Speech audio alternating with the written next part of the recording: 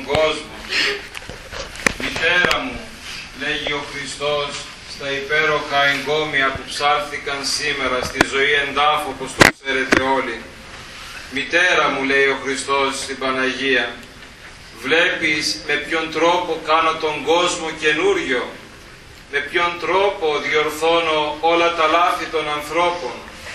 Και βεβαίως υποεννοεί ότι με έναν σταυρό και με έναν θάνατο και μία ταφή μέσα σε έναν τάφο πικρό και πολυώδυνο μπορεί ο Χριστός και αλλάζει τη φορά αυτού του κόσμου. Ο Αδάμ γεύθηκε τον καρπό της ειδονής, γεύθηκε την φιλαρέσκειά του, γεύθηκε την υπερηφάνειά του και τον εγωισμό του.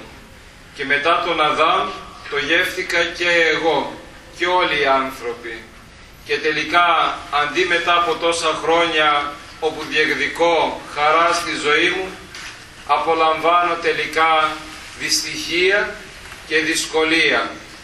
Έρχεται ο Χριστός και ακολουθεί ακριβώς την αντίθετη πορεία. Πού είναι το ζόρι, πού είναι ο κόπος, πού είναι η στεναχώρια, πού είναι η θλίψη, πού είναι ο θάνατος, πού είναι η πληγή, εκεί πέρα θα με βρεις. Και αυτό, το να κοπιάσει κανείς, να κουραστεί, να ζοριστεί, να ταλαιπωρηθεί, τελικά τον κάνει να είναι πιο ευτυχισμένος. Είναι καινούριος αυτός ο κόσμος.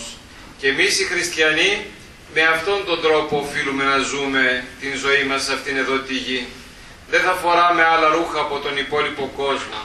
Δεν θα έχουμε διαφορετική διατροφή ή διαφορετικές συνήθειες.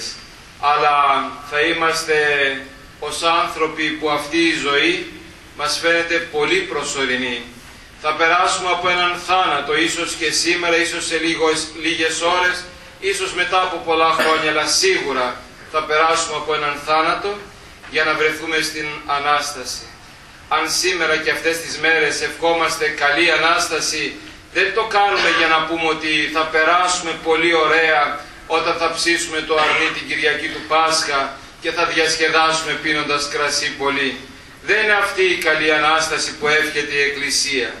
Το καλή Ανάσταση σημαίνει ότι αφού πεθάνεις, περιμένουμε να αναστηθείς και όχι όπως οι υπόλοιποι άνθρωποι περιμένουν να βρεθούν στην ατελείωτη κρίση. Εμείς οι χριστιανοί γεννηθήκαμε και υπάρχουμε για να μπούμε στον Άγιο Παράδεισο. Ακολουθούμε τον Χριστό στα ίχνη Του για να μπούμε στον Άγιο Παράδεισο. Αυτό είναι το χαρμόσυνο μήνυμα του ζωοδόχου τάφου. Προσέξτε τη λέξη ζωοδόχος τάφος. Ο τάφος μυρίζει θάνατο.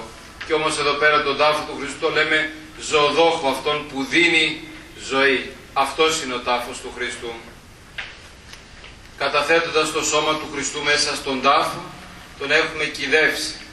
Άρα έχουμε τελειώσει μαζί Του. Τώρα αρχίζουν όλα.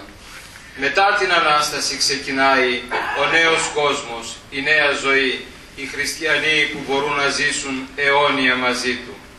Γι' αυτό θα γιορτάσουμε το χαρμόσυνο γεγονός της Ανάστασης πολλές ημέρες και πολλές φορές. Οι δύο κατεξοχήν λειτουργίες της Ανάστασης θα τελεστούν αύριο. Η μία το πρωί μέχρι τις 10:30.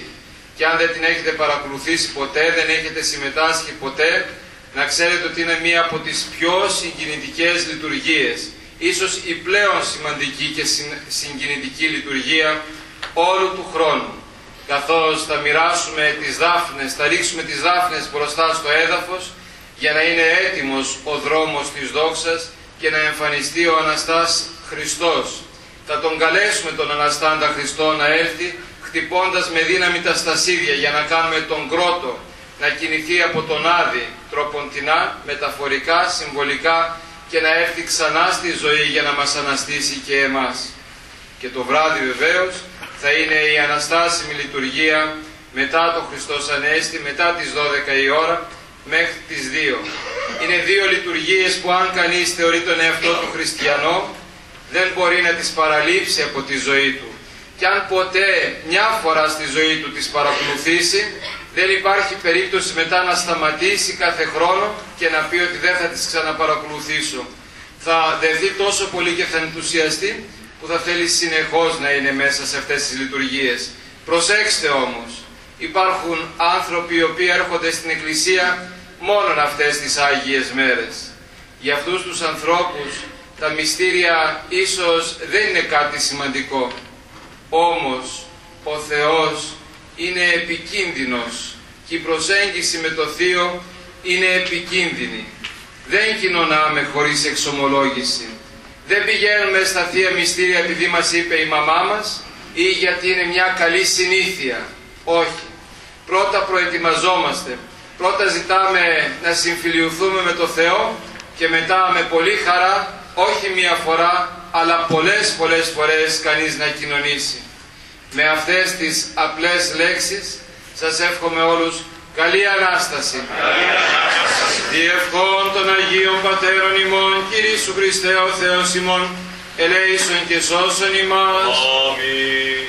Σε 5 λεπτά θα ξεκινήσουμε να δίνουμε το ναό με τα αναστάσιμα για να είναι έτοιμος για αύριο.